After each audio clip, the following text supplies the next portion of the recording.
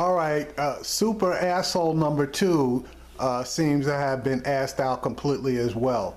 Christie is not going to get any kind of a decent spot, if any, in the Trump administration. And now he's trying to do damage control. Check this one out. And Christie has spoken out on his regular radio show, I guess, about whether or not he will be in the cabinet. Let me play a little bit of that for you.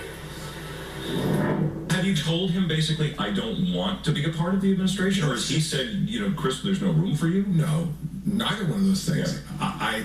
I have said to the president-elect, reminded him that, I have 14 months left of my term.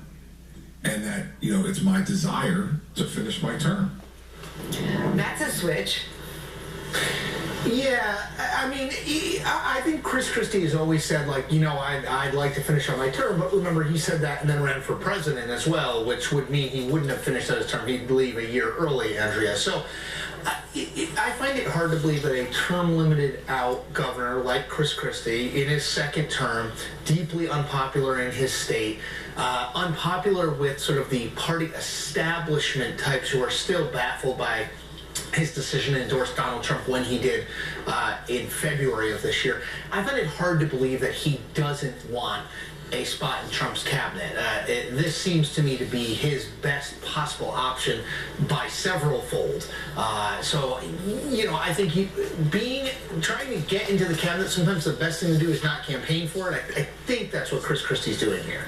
And Ruth, you're a lawyer. Donald Trump, according to exclusive reporting on Morning Joe.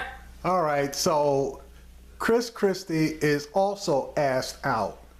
He knew damn well that if he happened to have won for the nomination for the presidency and won the presidency, he wouldn't have finished out his term. So him coming up with a bullshit line that he wanted to finish out his term is just that, damage control. And Stevie Wonder can see through that one.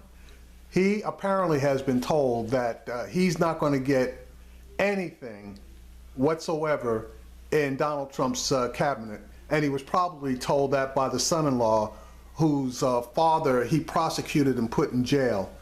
So Kushner is wielding a lot of power within the Trump administration, whatever you want to call it. And Kushner is a hell of a lot closer to Trump than Christie is. So Christie, it couldn't have happened to a fat fucker better person, period.